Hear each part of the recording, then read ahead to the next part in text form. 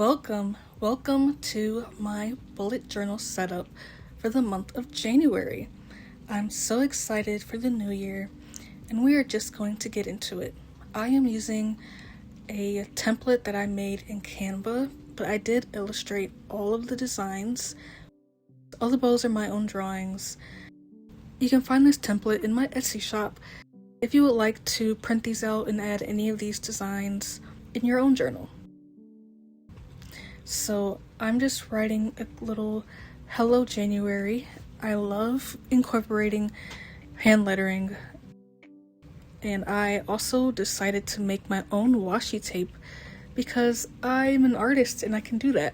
So I will have these also. You can print them off using sticker paper and cut them out, and I think that'll just be really cool if you want to copy this template for yourself. I am a bit of a perfectionist, so I do make sure that I trim all of my edges down. And now we are moving on to my calendar spread. This is my monthly overview. I decided to print this out in Canva. I used a letter sheet of paper and just cut it down to size, and I'm using label sticker paper, so it's really inexpensive and very lightweight, so it won't add any bulk to the page. Next page. This page is my monthly overview, my brain dump page. So this spread, I do everything from what I want to prioritize. I give myself 3 goals that I want to focus on for the month. I also have a list of high level things that I want to do, just so I have it in multiple places in my journal. Things that I want maybe to buy, to do, or to have. Things I want to read and things I want to watch, just so I can refer to it throughout the month, add things, and just have a record of my brain process, because I do tend to forget things otherwise. And now I'm going in with my Arteza brush tip pens. I love these pens. I'm using blue because it matches my theme. I will have these markers and anything else I'm using linked in my description. And now we are moving on to my brain dump page. I'm not doing much with it. I'm just gonna give it a little bit of color. I'm leaving it blank so I have as much space as possible to write all of my notes this month. And next, I am moving on to my gratitude and daily wins page. I started incorporating this in November, and this has been monumental for me in my daily practice. I absolutely love having this in my journal, because otherwise I don't remember to just take time and acknowledge the things that are going well in my life and recognize the areas of my life that are positive and uplifting. My brain can sometimes go to the negatives, so it's good to have this journal here. It's good to have this spread here to help me rewire my brain and focus on little small actions that I'm doing to improve my life and just help me keep going and be motivated. So this page, I'm not including anything extra design-wise. I just want to focus on having the actual spread and the content I'm going to put on this page. So I'm just going to use my same marker. Actually, I am going to outline all of the lines. I'm doing every other line because it helps me separate it when I'm filling these out every day. It gets a bit confusing if I just have the faint dotted lines there. Giving myself these parameters helps me know where to keep my text when I'm writing stuff in, which is the only downside I found with the dotted notebooks. Sometimes the lines are harder to see, so doing this helps me out, and I think it looks really cute.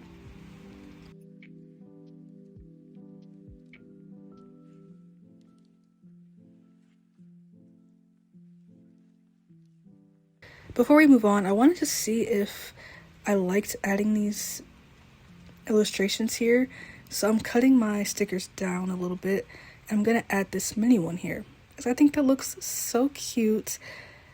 I don't know if I'm gonna add 1 or 2. I think I'm just gonna stick with the one, and the other one is too big. I also have these stickers here. I know I said I wasn't gonna add any designs, but I do have stickers that I've drawn, and I cut them out, and I love this.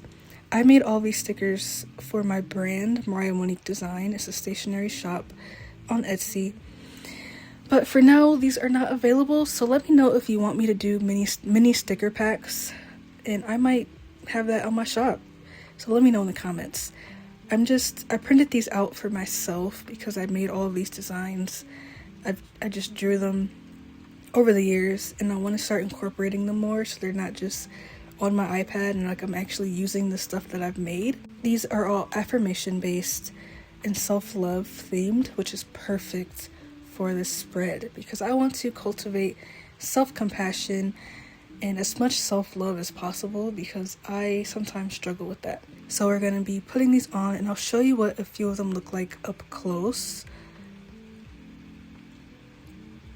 But since I started incorporating designs like this, it does help motivate me, and it helps me feel like my journal is my own. Like I am copying templates from other people for the spreads.